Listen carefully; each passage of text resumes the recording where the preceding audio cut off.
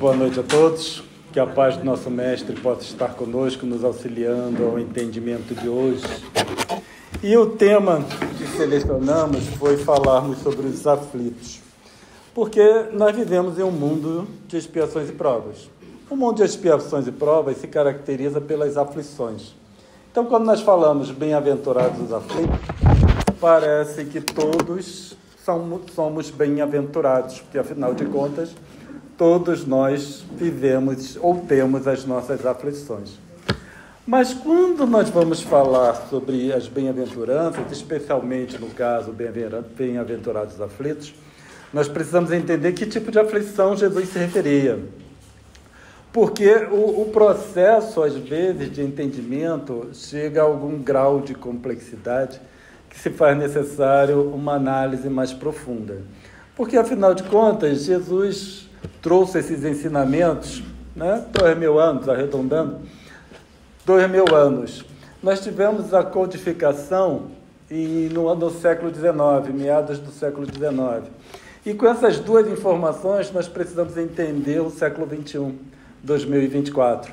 Então, às vezes, o processo demanda uma certa quantidade de análise, e é isso que nós precisamos, ou que nós pretendemos apresentar hoje.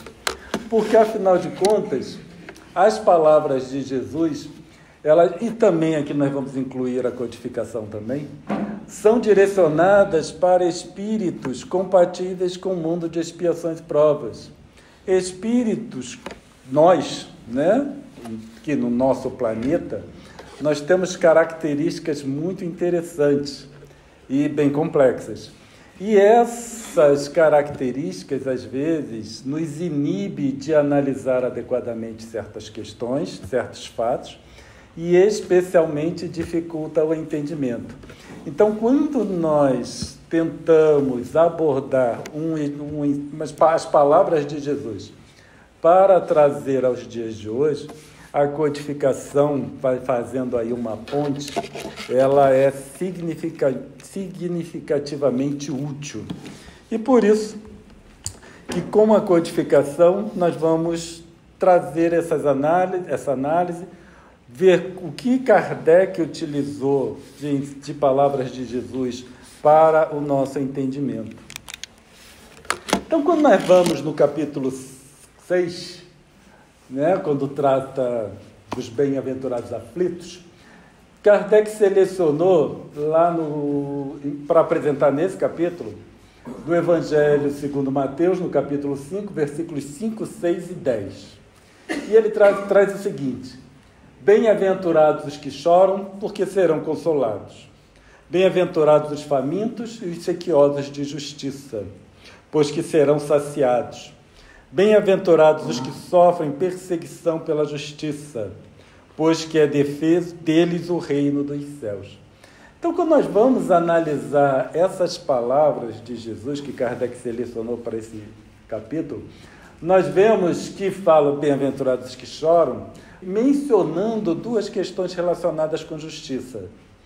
Então, os famintos e os sequiosos de justiça e os que sofrem perseguição da justiça. Então, nós começamos a perceber que um ponto capital que Kardec quer abordar nesse capítulo está relacionado com a questão da justiça, certo? E aqueles que são sequiosos da justiça, ou os que sofrem perseguição da justiça, é claro, por um determinado motivo em especial. No item 2, Kardec já foi buscar em Lucas, capítulo 6, versículos 24 e 25, em que diz o seguinte: bem-aventurados vós que sois pobres, porque vosso é o reino dos céus. Bem-aventurados vós que agora tendes fome, porque sereis saciados. Ditosos sois vós que agora chorais, porque rireis. Desculpa, eu li embaixo, mas bem que eu estava estranhando. Mas tem essa primeira parte, que é os versículos 20 e 21, e a segunda parte, que são os versículos 24 e 25. Tem uma importância, porque eu estou salientando os versículos. E ele continua: mas ai de vós, ricos, que tendes no mundo a vossa consolação. Ai de vós que estáis saciados, porque tereis fome. Ai de vós que agora rides, porque sereis constrangidos a gemer e a chorar.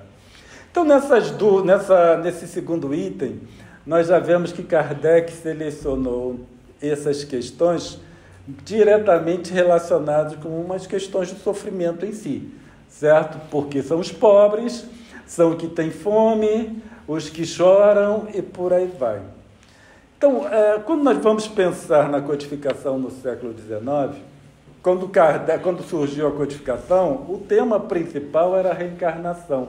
E essa é uma novidade que vinha trazendo num seio de uma população, né, sob os conceitos da Igreja, que ainda não tinha compreendido o grau de validade, de importância do entendimento da reencarnação propriamente dito. Então, na sequência, Kardec trata essas questões, né, causas atuais, causas anteriores das aflições, e por aí vai. Só que Kardec, ele sempre deixa uma porta aberta, uma janela aberta, melhor dizendo. Ele trata sobre um tema, mas ele deixa uma janela aberta. Então, uma das janelas que chama a atenção é essa questão dos famintos e sequiosos de justiça.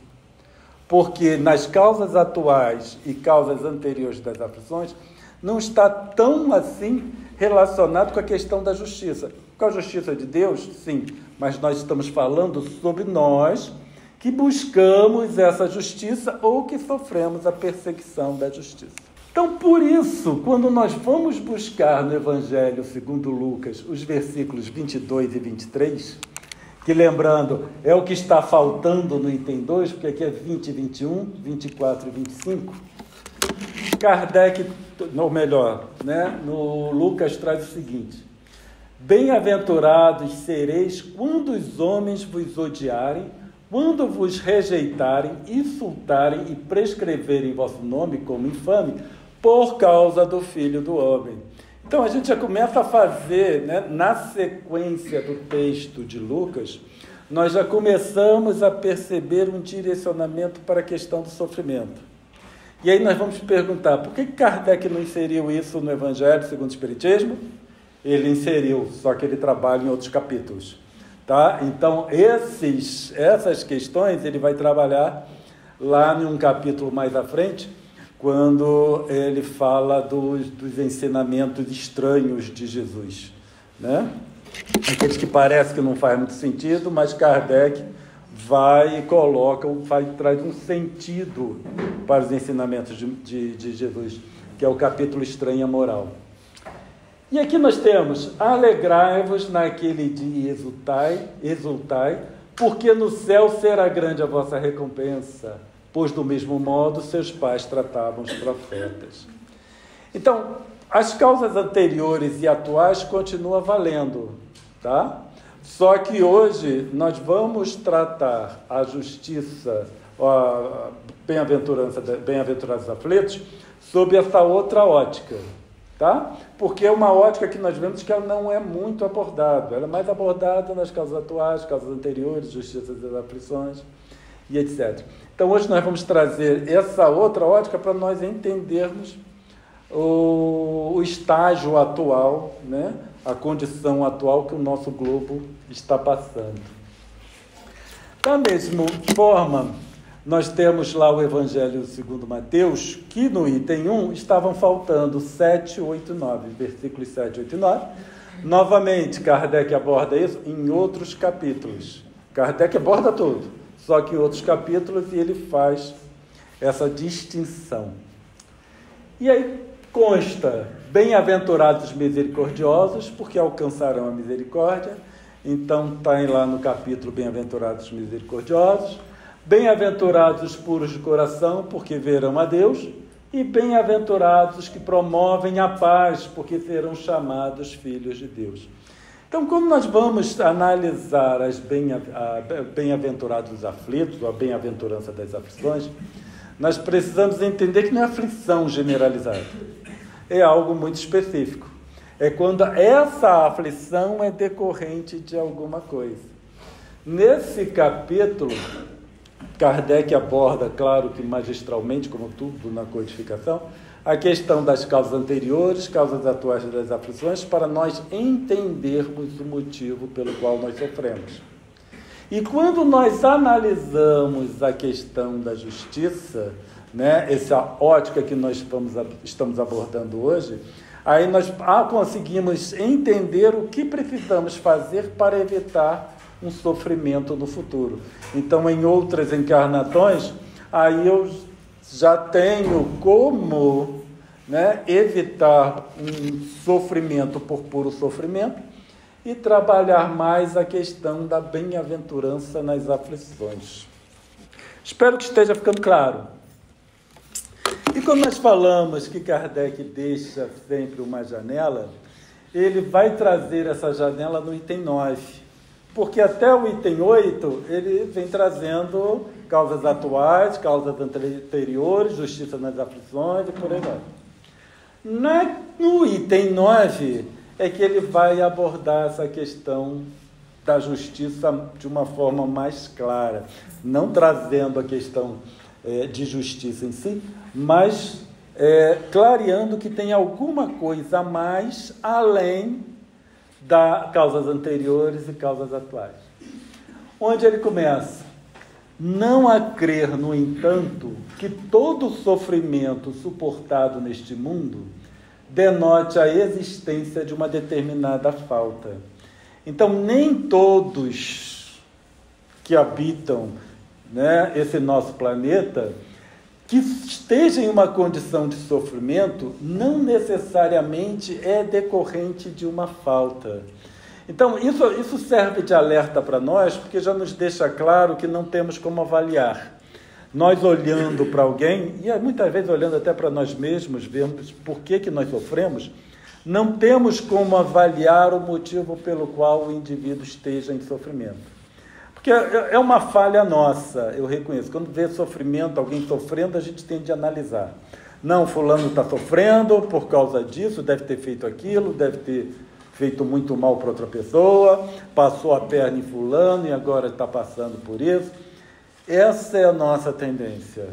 É um hábito muito ruim, diga-se de passagem, porque eu não tenho como avaliar o motivo pelo qual o indivíduo sofre. Certo? E às vezes surgem grandes teorias, né? Não, porque nessa situação houve isso, houve aquilo, e as teorias, eu fico assim, me chama muito a atenção quando eu vejo uma teoria assim tão bem formulada, sem fundamento nenhum, mas uma teoria muito bem formulada para explicar o motivo pelo qual o indivíduo sofre. Né? Se eu conseguisse saber por que eu sofro, eu já estaria muito satisfeito. Gostou? Muitas vezes são simples provas. Eu gosto dessa colocação de Kardec. Simples provas, como se fosse simples uma prova, né? São simples provas buscadas pelo espírito para concluir a sua depuração e ativar o seu progresso. Então, quando nós vamos analisar bem-aventurados os aflitos, nós vamos buscar essas pessoas, ou esses espíritos, que estão aqui suportando um determinado sofrimento, porque buscou uma prova. Tá? E quando nós vamos lá no item 1, muitas vezes essas provações, é só busca da justiça. Às vezes é só buscar a justiça e sofrer pelas injustiças que, né, ocorrem em um mundo compatível com expiações e provas. E nós, esse tipo de espírito que nós somos espíritos com um entendimento de justiça muito falho. Nós torcemos as coisas de acordo com os nossos interesses. E o que é justo, comumente, é aquilo que nos agrada. O que é injusto é aquilo que nos desagrada. Então, nós tomamos o nosso sentimento como referência de justiça. Kardec continua. Assim, a expiação serve sempre de prova, mas nem sempre a prova é uma expiação. Então, quando ele diz que expiação serve de prova, mas nem toda prova é uma expiação, significa que na nossa condição, espíritos da nossa categoria, as provas e as expiações que vivenciamos, elas são mais ou menos equivalentes. Significa, eu não tenho como conseguir identificar se o fulano está passando por uma prova ou por uma expiação. E dependendo do espírito, não tem nem como avaliar se o próprio espírito, se ele está passando por uma prova ou por uma expiação, em decorrência da similaridade ou da equivalência entre provas e expiações do nosso nível. Então, mais uma vez, né, nós já ressaltamos antes, mas mais uma vez isso deixa claro que não temos como avaliar se o indivíduo está expiando ou se ele está em provação. Às vezes está só em provação, é um espírito já buscando seu aprimoramento, e nós estamos aqui avaliando como se fosse uma expiação, e dizendo ainda o que o indivíduo fez em outras encarnações para merecer aquilo. Provas e expiações, todavia, são sempre sinais de relativa inferioridade, porquanto o que é perfeito não precisa ser provado. Então, as provas também estão relacionadas com a inferioridade da natureza espiritual do espírito, certo? E aí, quando nós pensamos que isso tudo é decorrente da inferioridade nossa, porque eu estou falando de nós, do nosso nível, nós vamos então entender por que nós gostamos de dizer por que o outro sofre. É inferioridade, certo? E aí eu me ocupo com o outro e eu não preciso ver o meu próprio sofrimento. Então nós temos, né, às vezes, no nosso nível nós temos duas situações. Nós temos uma adequação ao sistema, ao estado de coisas, e a outra já é a aquisição. E nós, em decorrência da nossa inferioridade, nós costumamos considerar a nossa adaptação ao sistema como se fosse uma aquisição. A aquisição, quando eu desencarnar, eu levo comigo. A adaptação, né, se eu saio do sistema ao qual eu estou adaptado, aí eu mudo o meu comportamento também, né? Agora, se eu não faço mais isso ou não faço mais aquilo, isso é uma adaptação ou uma aquisição? Não temos como saber, na verdade. É muito difícil.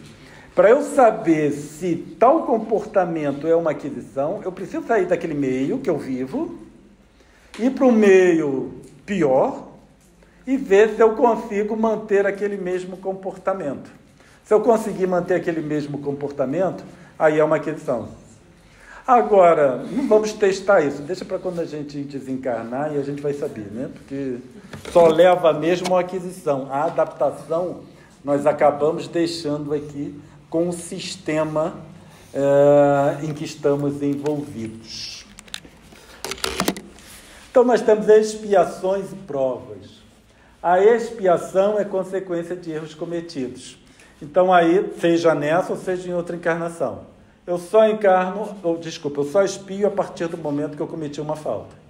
Tá? Agora, essa falta cometida não é decorrente da minha ignorância, é decorrente das minhas más tendências. Porque eu, enquanto um espírito ignorante em várias coisas, eu não expio em decorrência da minha ignorância. Agora, a partir do momento que eu conheço, mas a minha má tendência ainda faz com que eu mantenha aquele comportamento, aí eu vou entrar em um processo expiatório, tá? Mas não deixa de ser um processo de aprendizado. Então, todo processo expiatório não é para me causar um sofrimento.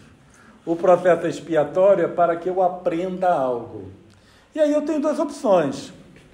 Ou eu aprendo com o meu sofrendo, ou eu aprendo vendo o sofrimento do outro, não é apontando o dedo não, tá? Mas vendo o sofrimento do outro e analisando para mim, olha, eu fiz tal coisa, dependendo eu posso entrar nessa outra situação, tá? ou então através do estudo, através do entendimento. Mas quando nós falamos para esse aprendizado, aí já são estudos aprofundados, tá? É o desenvolvimento de análise crítica. Porque a codificação espírita, ela é baseada em análise. Então, nós desenvolvendo a análise crítica, aí nós temos condições de minimizar os processos expiatórios, porque nós aprendemos apenas através do estudo. Então, essas são as 3 opções que nós temos para esse tipo de aprendizado. Porque esse aprendizado possibilita o resgate das faltas cometidas. Tá? Então, muitas vezes a gente pensa que os resgates das nossas faltas é ir lá e pedir perdão para o outro. Então, cometi uma falta com alguém e eu tenho que ir lá pedir perdão. Aí surge aquele problema, mas fulano já desencarnou, fulano mora em outro país, eu não tenho mais contato. Como é que eu vou pedir perdão? O perdão se dá através do aprendizado. Então, perdão mesmo é eu aprender que aquilo que eu fiz foi errado e não fazer novamente. Eu aprendi que não devo fazer. Esse é o processo de perdão. Não é chegar lá, meu irmão me perdoa, ele diz perdoa e parece que resolveu tudo. Porque eu posso ter resolvido com ele, mas amanhã eu faço com outro. Então não adianta. Tá? Então por isso que é pedir perdão não 7 vezes, mas 70 vezes 7. Um é perdoar e o outro é pedir perdão. Né? Jesus falou em perdoar não 7 vezes, mas 70. Só que nós temos que pedir perdão também, não 7, mas 70 vezes 7. Então é preferível aprender. Né? Porque perdoar pedir perdão esse número de vezes dá muito trabalho. Então, aprender é mais fácil, aparentemente. O resgate ocorre pelo aprendizado e não pelo sofrimento. O aprendizado é obrigatório, enquanto o sofrimento é opcional. Aprender, eu tenho que aprender. De alguma forma, eu vou aprender. Agora, eu posso aprender pelos 3 caminhos, que devem ter outros, tá? Mas eu só consigo conceber 3. Esses 3 caminhos que nós salientamos agora. Agora, as provas são desafios escolhidos pelo próprio Espírito antes da reencarnação, que funcionam como seleção do tipo de aprendizado, que considera importante. As provas podem ser de naturezas diversas. Então, nós vemos que tanto a expiação quanto as provas são questões de aprendizado. Por isso que no nosso nível evolutivo, as 2 provas e expiações se confundem. E eu não consigo identificar o que é uma coisa, o que é outra coisa. Nem nos outros e nem em mim mesmo. Então, isso é algo que nós precisamos conviver e, no final das contas, não faz diferença nenhuma, tá? Se eu estou vivendo uma situação em decorrência do que eu fiz em uma encarnação passada ou por uma escolha, tá? Quando as causas atuais das aflições, nós temos condições de avaliar, porque afinal de contas foi nessa encarnação, tá? Só qual é o problema? Como nós falamos, no nosso nível, nós tendemos a não reconhecer as próprias faltas. E aí é por isso que espírita nunca comete equívoco na presente encarnação, mas sempre na causa atual, a causa anterior. Né? Espírita nunca faz nada de errado nessa, é tudo de outra existência. Tá, invariavelmente a gente fala, na encarnação anterior eu devo ter feito muito mal, mas não, foi nessa. Quando nós vamos analisar esse capítulo, que Kardec analisa as causas atuais e causas anteriores, ele deixa claro que as causas atuais são de maior monta do que as causas anteriores. Porque veja bem, né? O que eles dizem? Nós desencarnamos. E aí, desencarnados, nós vamos ter as experiências compatíveis com o nosso estágio. Olha só, se eu fiz coisas erradas, as minhas experiências pós-desencarnação também não vão ser muito agradáveis. E aí, eu sofri aqui, vou sofrer no período de erraticidade. E aí, eu ainda vou ter que sofrer mais quando eu retorno, né? Quando reencarno. Então, nós vemos que é muito sofrimento. A lei também não é assim, né? A lei, ela aborda a questão do aprendizado. Nós vamos aprendendo, nós vamos ficando quites com as leis. E aí, quando a gente encarna, a maioria de nós, quando encarnamos, já estamos mais ou menos quites com as leis. Alguns aqueles mais complicados, é que já reencarnam com processos expiatórios graves. Tá? Joana de Ângeles deixa isso bem claro. Então, a grande maioria de nós reencarna mais ou menos 0 a 0, está empatado. Então, o que nós vamos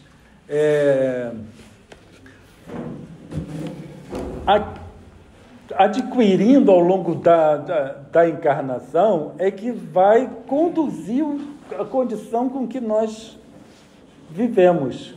Então, isso passa a ser fundamental nós pensarmos e analisarmos o que nós fizemos e o que nós estamos fazendo ao longo da encarnação. Tá? Porque é isso que vai dizer como nós estaremos nesse período, nessa encarnação. Tá? Então, é preciso avaliar significativamente as dificuldades com as quais nós lidamos no nosso dia a dia e fazer uma introspecção. O que eu fiz, o que eu estou fazendo que me causa esse estado? Porque, via de regra, não é tanto o que nós fazemos com os outros, é o que nós fazemos com nós mesmos. Tá? Então, é o nosso comportamento conosco mesmo. Então, o que eu faço comigo que me causa esse nível de sofrimento, esse nível de estresse, essa situação com que eu vivo hoje? Kardec diz lá que é muito da nossa imprevidência. Então, é a nossa imprevidência que traz o sofrimento durante a encarnação. Então, vamos esquecer, primeiro, o sofrimento, expiação e prova das outras pessoas. Vamos deixar de lado as causas pretéritas da encarnação, né? Do sofrimento. E aí vamos começar a trabalhar essa encarnação. E também não adianta botar a culpa no obsessor, né? Outra coisa também é o obsessor. Eu fiz isso porque o obsessor ele não cria nada em nós, tá? Então, se eu tiver um obsessor, ele não faz surgir em mim nenhuma má tendência. Ele trabalha a má tendência que eu tenho. Só. Então, quando eu tenho um obsessor e eu percebo que eu estou tendo uma determinada tendência em decorrência da ação daquele obsessor, ele está me fazendo um favor, porque ele está me mostrando quais são as minhas tendências. Eu sei que a gente tem, assim, com muito maus olhos o obsessor, né? Porque eu sei que é complicado, tá? Sei que é complicado. Mas quando nós mudamos a forma que olhamos para os processos obsessivos, nós vemos que é de uma natureza didática muito grande, é muito proveitosa. Eu sei que é sofrido, mas esse processo obsessivo nos ensina muito.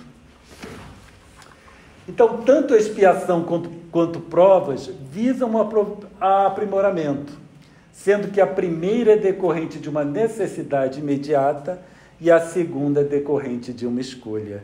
Então, quando é uma prova, o indivíduo já tem o espírito, né, já tem um entendimento melhor daquilo que ele necessita, certo? Então, quando nós pensamos, eu quero então estar no estágio de provas, então eu começo hoje. A grande vantagem é isso. Eu posso começar hoje com meus processos de provas, certo? Onde eu faço uma análise profunda a respeito de mim mesmo, eu vejo quais são as experiências que eu necessito para aprender, e aí busco as experiências para o aprendizado, que não necessariamente está relacionado com o processo de sofrimento, tá? Então, nós começamos com um processo consciente de provas que vai conduzir ao aprendizado em decorrência de uma escolha. Tá? Então, muitas vezes, aqueles que utilizam assim de um processo obsessivo para o aprendizado começam a entender como os processos obsessivos ocorrem e aí já entra em um estado de provas para conseguir entender o que ele necessita. Então, mediunidade, processos obsessivos, tudo tem uma finalidade bem importante, fundamental para o aprendizado. Uma vez lidando com um médium iniciante em estado de perturbação, né? Então ele veio até mim porque ele queria uma forma de bloquear a mediunidade para ele poder beber. Porque toda vez que ele bebia, ele sofria a ação dos espíritos. E aí ele estava com dificuldade para sair para beber com os amigos e queria resolver essa questão. Nem eu, nem ninguém resolve isso, né? É só ele mesmo. Mas isso, assim, às vezes, é dificuldade do entendimento. Como é que as coisas funcionam? Tá? Eu sei que parece engraçado, mas eu sei como o espírito, o médium naquele estado, eu sei porque ele busca certas saídas simples, né? Porque o médium que tem um grau de mediunidade significativo e que surge de um momento para o outro, ele naturalmente entra nesses estados de perturbação. E só quem passou por estados de perturbação nesse nível sabe o que significa isso, né? Porque, via de regra, os médiuns começam na casa espírita, aqueles que não têm um nível de mediunidade muito alto, eles começam aquele processo simples, né? Vai devagar, vai se exercitando, e aí tem toda aquela mediunidade de trabalho numa casa espírita, que é tudo muito tranquilo, tudo se desenvolve muito tranquilo, tudo continua muito tranquilo. Mas quando a mediunidade é a partir de um determinado grau, nada disso se aplica. Nós precisamos trabalhar de uma outra forma, porque, né, tudo aquilo devagarzinho, entendeu? Não se aplica mais. Não tem mais o devagar, né? É tudo rápido. Pode, pois, continuando no item 9, um espírito haver chegado a certo grau de elevação e, nada obstante, desejoso de adiantar-se mais, solicitar uma missão, uma tarefa a executar, pela qual tanto mais recompensado será, se sair vitorioso, quanto mais rude haja sido a sua luta. Então, quando nós colocamos a mão na consciência, quanto mais rude haja sido a sua luta, a gente vai se perguntar, eu tenho condições de pedir tal coisa? Né? Uma luta tão rude assim, para eu passar por um processo de provas, para então eu ser recompensado? E aí nós temos os bem-aventurados os aflitos. Quando nós temos os aflitos a aflição em decorrência de processos bem estabelecidos, certo? Que vai conduzir o espírito a um outro nível, né? Um nível bem acima daquele em que ele se encontrava antes daquele estado de prova. Continuando no 9. Pode-se, ao contrário, considerar como expiações Pode-se, ao contrário, considerar como expiações as aflições que provocam queixas e impelem o homem à revolta contra Deus. Então, quando nós falamos, e aí serve para nós, quando nós falamos em processos expiatórios, se eu quiser identificar se eu estou passando por um processo de provas, numa análise assim superficial, eu vejo isso aqui. Quando gera revolta contra Deus. Aí a gente vai pensar, mas eu nunca me revolto contra Deus. Certo? A gente vai pensar, nunca... São aqueles mesmos que dizem lá no amar a Deus sobre todas as coisas e ao próximo como a si mesmo, aqueles que dizem assim, amar a Deus é fácil, difícil é amar ao próximo. Os mesmos que dizem que amar a Deus é fácil, também dizem que não se revoltam contra Deus. Amar a Deus sobre todas as coisas não é fácil. Tá? Nós temos a impressão de que amamos a Deus, mas sobre todas as coisas não. Porque Jesus deixou claro, aqui tendes o segundo mandamento semelhante ao primeiro, amar ao próximo como a si mesmo. A partir do momento que Jesus coloca a semelhança, eu só amo a Deus quando eu amo ao próximo. Se eu não amar ao próximo, eu não amo a Deus. Tá? Então, por isso que, mesmo aqueles que não creem em Deus, mas se amarem ao próximo, eles estão amando a Deus, mesmo sem acreditar em Deus. Então, nós vemos que o importante, muitas vezes, não é simplesmente bater no peito e dizer que ama a Deus. É se comportar como se amasse a Deus. E o ateu pode se comportar como se amasse a Deus, mesmo sem acreditar na existência de um Deus. Então, todas as vezes que nós nos queixamos, todas as vezes que nós pedimos para os espíritos resolverem problemas para nós, eu não estou me revoltando contra Deus, mas eu estou pedindo para os espíritos resolverem meus problemas. Eu estou aqui inconscientemente em revolta contra a situação, porque afinal de contas eu não mereço isso. Se eu não mereço, vai ter um espírito bom que vai resolver o problema para mim, certo? Então, ao invés de pedirmos que eles resolvam nossos problemas, vamos pedir forças. Isso eles vão fazer a partir do momento que surja, eles vão fazer. Assim como muitos ensinam diante de um espírito obsessor, fazer prece, ler evangelho, fazer prece para o espírito obsessor ser encaminhado para a luz, A gente não faz prece para se livrar de espírito. Tá? Eu não posso fazer uma prece para que os bons espíritos me livrem desse espírito. Nem ler evangelho para me livrar de um espírito. Então, nestes processos obsessivos, diante de um obsessor, nós fazemos uma prece para nos pacificarmos e pacificarmos o obsessor. Então, o processo de pacificação, isso eles fazem. Isso os espíritos atuam de uma forma brilhante. É muito mais fácil para eles fazerem tal coisa. Então, às vezes, nós não pensamos, mas um espírito em condições críticas, eles podem ser levados ao seio familiar para ver como é que uma família se comporta. Certo? Então, o espírito é levado lá para ver como é que uma família se comporta. E aí, diante de um médium que percebe a presença do espírito, aí para tudo para fazer prece para se livrar do espírito. Não precisa fazer nada. Simplesmente continuem as suas atividades. Tá? Se está reunido ali com a esposa, com os filhos, num ambiente de paz, jantando, continua no ambiente de paz, jantando. Não pode ser a presença de um espírito que vá alterar o meu estado de paz. Sem dúvida, o sofrimento que não provoca queixumes pode ser uma expiação, mas é indício de que foi buscada voluntariamente antes que imposta, e constitui prova forte de resolução, que é sinal de progresso.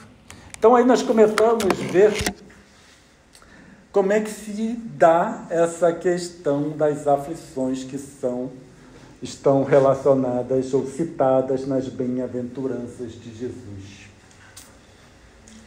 Só que o processo evolutivo, ele não é tão trivial para nós entendermos. E tem uma certa questão que ela é muito pouco trabalhada. Está lá no Livro dos Espíritos, que é a questão 786. Povos degenerados. Certo? Então, a gente traz sempre aquele conceito de que o espírito não retroage, e aí, no espírito não retroage, nós confundimos adaptação com aquisição, e aí a coisa parece que está bem arrumadinha, mas ela não é tão bem arrumadinha assim, não. E Kardec traz isso bem claro, quando ele pergunta sobre os povos degenerados. Mostra-nos a história que muitos povos, depois de abalos que os revolveram profundamente, recaíram na barbárie. onde, neste caso, o progresso. Então, a grande vantagem é que Kardec ele trabalhou essas questões todas para nós. E aí a gente consegue pegar lá do século XIX e trazer para o século XXI e as coisas se encaixam muito bem. E aí Kardec percebe isso, porque a história tem vários eventos desse tipo, e ele pergunta onde está o progresso. E eles falam, quando tua casa ameaça a ruína, mandas demoli-la e constróis outra, mais sólida e mais cômoda. Mas enquanto esta não se apronta, há perturbação e confusão na tua morada. Então, quando há um abalo que revolve profundamente, há um certo caos que é gerado, certo? E aí nós temos o que Kardec chamou de povos degenerados. Então, é um processo de transição, mas nem sempre todos estão nesse processo de transição de uma forma adequada, tá? Na 786, continuando. Compreende mais o seguinte: eras pobre e habitava um casebre. Tornando-te rico, deixaste-o para habitar um palácio. Então, um pobre diabo, como eras antes, vem tomar o lugar que ocupavas e fica muito contente porque estava sem ter onde se abrigar. Então, quando espíritos que chegaram a um nível evolutivo incompatível com o mundo de expiações e provas, eles vão para o palácio, enquanto outros que estavam em condições mais tristes ou difíceis, eles vêm e surgem em um mundo de expiações e provas. Então, são o que os espíritos chamam de transmigrações progressivas. Então, a todo momento temos espíritos saindo e espíritos chegando no nosso e em todos os planetas ou mundos. Em junho de 2005, eu tenho uma coluna que eu escrevo mensalmente para o jornal Correio Espírita. E aí, no mês passado, nós escrevemos esse texto, que é intitulado Degeneração da Sociedade. Aqui eu só trouxe um pedaço, mas quem quiser está lá no jornal Correio Espírita, do mês passado, então é só acessar que tem acesso ao texto todo. Percebe-se, no entanto, uma similaridade das condições sociais, políticas e econômicas entre os períodos que antecederam as grandes guerras e o pós-pandemia. Porque às vezes a gente esquece da história. A história é fundamental porque ele é um aprendizado. Certo? Então, um povo que evolui é o povo que mantém a história. Mudou a história, falseou a história, todo um povo perde a identidade e perde, inclusive, a referência. Então, o que nós estamos vendo no período pós-pandemia era uma condição bem similar ao que antecederam as duas grandes guerras, em decorrência de uma situação singular, dando ensejo a condições propícias para o surgimento de guerras e atritos. Então, quando nós voltamos lá, né, na questão de Kardec, quando ele fala sobre povos degenerados, nós começamos a perceber que pode não ser um espírito nem uma sociedade local, mas pode chegar a nível mundial. Quando nós falamos pós-pandemia, não estamos falando só sobre o efeito do vírus, não. Não foi só sobre as desencarnações em decorrência da enfermidade. Nós estamos falando em tudo que aconteceu na pandemia. Tá? Tudo isso foi uma situação singular. Se tivesse o vírus, se formos analisar o que o vírus causou, ele não causou tanto mal quanto tudo que estava relacionado com esse período de pós-pandemia. Assim, nesse período pós-pandemia, o que nós encontramos? Guerras com a Rússia e a Ucrânia, Hamas e Israel. Nesta última, alguns outros países se envolveram diretamente na guerra. Tanto é que agora já surgiu mais uma, né? Lá em junho, o principal era essa aqui. Agora nós já podemos acrescentar aqui Irã e Israel. E já se fala, já tem algum tempo que se fala em Terceira Guerra Mundial. Tá? Nós estamos assim na beira. Então, depois de um grande período, né, de relativa tranquilidade, já estamos ouvindo ameaças de uso de bombas atômicas. Tá? Então, a coisa é complicada. Houve surgimento de pontos de conflito como iminência de guerra, tais como China e Taiwan, Venezuela e Guiana. Isso aqui são só os principais, tá? Só para nós citarmos aqui os principais. Mas nós temos problemas, basicamente, em torno do nosso planeta como um todo. Além disso, houve um crescente na insatisfação geral, com grupos diversos demandando direitos sem considerar os seus deveres. Pode-se considerar que a pandemia foi um abalo que revolveu a humanidade, servindo de catalisador indireto, acelerando desequilíbrios e abrindo espaço para ações mais agressivas em cenários já tensionados. Então, a pandemia, e novamente não estou falando somente o vírus, a ação do vírus, nós estamos falando do comportamento humano diante da pandemia, serviu de catalisador e gerador de desequilíbrio. É aí nesse nível que nós conseguimos perceber mais nitidamente o que é adequação e o que é aquisição. Porque nessa condição singular, a adaptação foi para o espaço, porque o sistema mudou. O sistema como um todo mudou.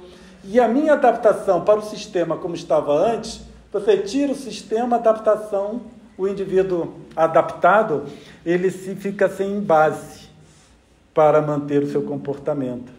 E aí o que nós percebemos foi assim uma perturbação generalizada, onde as pessoas não sabiam o que fazer e muitas acreditavam que aqui dentro não tinha vírus, mas da porta ali para fora já tinha. É como se os vírus estivessem ali, tudo na porta, sabe? Tudo ali, do lado de fora, só esperando o indivíduo sair. E ficava ali, igual o cachorro, sabe? O cachorro que às vezes fica assim, né? O cachorro treinado para não entrar em casa, ele fica na porta esperando o dono sair para ir fazer a festa. Aí parece que os vírus eram assim, né? E aí a gente vai pensar também que os médicos, as máscaras que os médicos usam, são máscaras bem complexas, certo? E aí, né, a gente pensa que um pano vai fazer a diferença. E tem aqueles que botavam 2, 3 máscaras. Então, eram assim, uma coisa, né, um respirar em cima da própria respiração, que é uma coisa bem complicada. Alguns países não entraram nesse nível, nesse estágio. Poucos, mas não entraram. E o resultado que eles obtiveram foi muito melhor do que aqueles que entraram nesse nível de perturbação. E, infelizmente, nós vimos, nós espíritas, com um comportamento muito peculiar, porque se esqueceu completamente a questão que a desencarnação é só deixar uma roupa, né? É só deixar a roupa e continua para entrar num desespero. Então, aí nós pensamos, né? Por que nós, espíritas, entramos em desespero diante da iminência da desencarnação, ou uma possível desencarnação? Não é nem iminência da desencarnação, uma possível desencarnação. Voltando lá para Kardec na 786, nos nossos 4 minutos. Pois bem, aprende que os espíritos que, encarnados, constituem o povo degenerado, não são os que o constituíram ao tempo do seu esplendor. Então, quando nós vemos tal época estava mais adequado do que a outra época, já não são os mesmos espíritos. Os espíritos que trabalharam por um período entre Segunda Guerra Mundial e pandemia, esses espíritos trabalharam pela manutenção da paz, eles já se foram. O que restou foram os que permaneceram aqui e que surgiram depois. Certo? Nós tivemos um período de relativa tranquilidade. Eu coloquei a Segunda Guerra, mas nem foi a Segunda Guerra, né? Foi lá em 1991, quando a cortina de ferro ela se rompeu, tá? Então nós podemos dizer que porque ali acabou a Guerra Fria, e dali até aqui dá uns 30 anos, menos de 30 anos. Então nós não conseguimos nem manter meio século de tranquilidade. Olha só, né? São espíritos compatíveis com o mundo de expiações e provas. E esse o povo que trabalhou pela paz, eles foram embora, porque não são os mesmos que constituíram o tempo de seu esplendor. Os de então, tendo-se adiantado, passaram para habitações mais perfeitas e progrediram, enquanto os outros, menos adiantados, tomaram lugar que ficara vaga e que também, a seu turno, terão um dia que deixar. Então, quando nós pensamos na situação que nós estamos vivenciando hoje, nós vamos pensar que tipo de espíritos que estão trabalhando nesse momento, certo? E, inclusive, nós, porque nós temos o nosso grau de responsabilidade diante disso. Nós contribuímos em muito por aquela perturbação a nível de pandemia. Né? E esse nível, ele chega assim, a tal monta, que nós perdemos um pouco a nossa capacidade de análise. Assim, o planeta, enquanto mundo de expiações e provas, seria como a casa que não está pronta, sendo palco para perturbação e confusão. Contudo, infelizmente, a observação dos eventos atuais, comparados com a história, não parece que a casa esteja em vias de finalização. Então, quando nós olhamos a nossa situação hoje e comparamos com a história, o que vamos perceber é que não parece que nós estamos finalizando a construção dessa nova casa. Porque nós estamos regredindo lá para trás, da época dos nossos avós, né? Muitos são avós, outros são pais, em que uma situação de incerteza começa a tomar proporções mundiais. Então, precisamos ter muita cautela com a forma como conduzimos as nossas escolhas. As nossas escolhas passam a ser fundamentais para o entendimento do que está acontecendo no nosso planeta. Não estamos mais falando da nossa encarnação. Nós vemos que quando nós analisamos, né, um Jesus, codificação, nós conseguimos entender o comportamento do século XXI. Tá? E conseguimos entender o que aquele período de pandemia causou em todos nós. Esperamos que tenhamos trazido material suficiente para as nossas reflexões, que a paz do nosso Mestre Jesus possa continuar conosco. Muita paz a todos.